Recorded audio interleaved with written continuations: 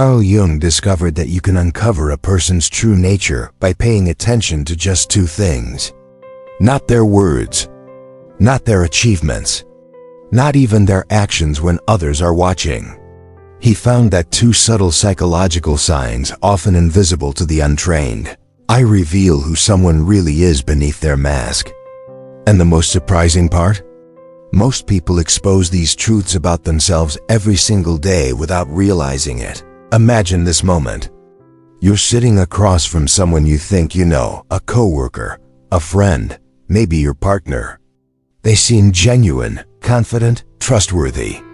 But something doesn't feel right. There's a faint tension in the air, an intuition whispering that what you see isn't the full picture. That feeling? Jung would say your subconscious is sensing the cracks in their persona, the carefully crafted image they project to the world. Jung spent decades studying this psychological mask, which he called the persona. It's the face we show to the world, the version of ourselves we want others to see. But no matter how polished or convincing someone's persona seems, Jung realized it can never fully conceal the truth. There are always two patterns that leak through the cracks, revealing what lies beneath. Once you know how to recognize them, you'll start seeing people's real selves everywhere you go. And these reveals aren't found through complex psychological tests or academic theories. They're simple human patterns, natural reactions that reveal what a person values, fears, and hides. Once you learn to recognize them, you'll not only read others more clearly, you'll start understanding yourself on a level most people never reach. But Jung also warned that these same observations can be uncomfortable. Because when you learn to see through masks, you can't unsee them, not in others, and not in yourself. Jung once said, "The most terrifying thing is to accept oneself completely." These two psychological windows, he discovered, force you to do exactly that. They don't just reveal what others hide, they show you what you hide from yourself. Most people think they can judge character through surface behavior, confidence, kindness, charm, or success. But Jung called this the performance layer. It's the act we perform to gain approval and avoid rejection. The real person lives beneath it.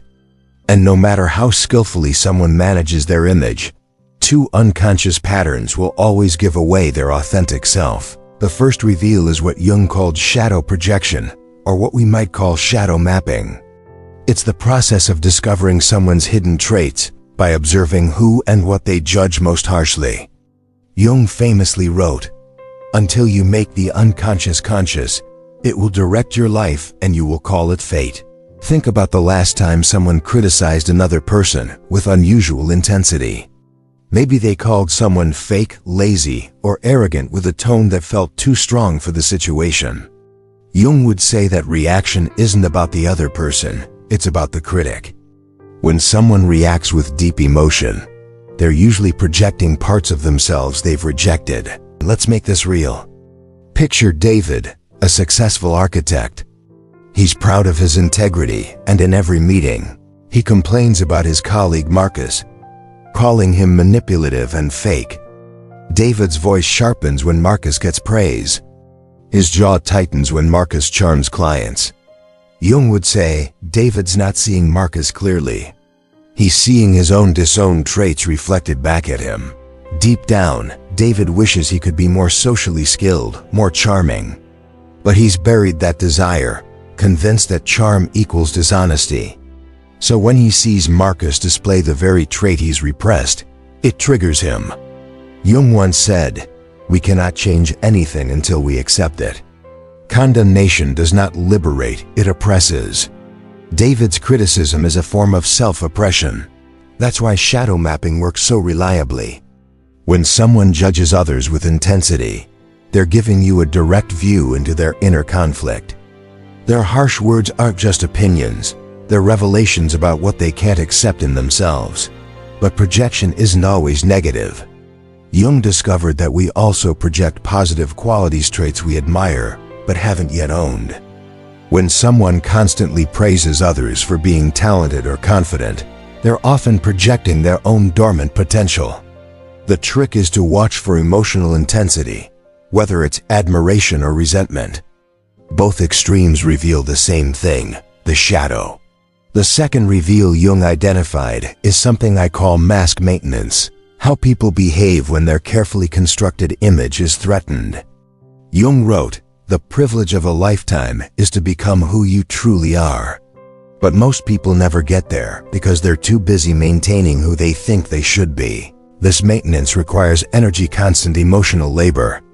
And when someone's persona is challenged, when their competence or character is questioned, that energy system cracks. Their authentic character slips through in that moment of stress. Here's a story that shows this clearly. Sarah, a marketing director, is known for her calm, professional demeanor. She's built her entire career on being the steady one. But during a critical client meeting, a client questioned her judgment. In an instant, her calm vanished. Her tone turned sharp, her posture stiffened, and she started blaming her team to protect herself. That single moment told Jung everything. Sarah's composure wasn't real calm, it was control. When her persona cracked, her insecurities poured out. Jung wrote, "The foundation of all mental illness is the unwillingness to experience legitimate suffering." Sarah couldn't tolerate the pain of being wrong. So she protected her ego instead of learning from it. And here's the key. These moments of persona breakdown don't just happen in big crises. They show up in small, everyday frustrations. When someone's Wi-Fi lags, when they're kept waiting, when their joke doesn't land. These micro-expressions, tone shifts, body language changes, tiny slips reveal more truth than hours of rehearsed interaction. Jung believed authentic character appears when someone is unprepared, unguarded, or under pressure. The people who've done the hard work of self-acceptance, the individuated ones, don't need to maintain an image. Their inner self and outer persona align naturally. They're consistent, whether admired or criticized, because they've made peace with themselves. These two signs, shadow mapping and mask maintenance, form the foundation of Jung's framework for seeing character clearly. They work because both bypass conscious control. You can fake your smile, your tone, or your words, but not your projections or your reactions when your mask slips.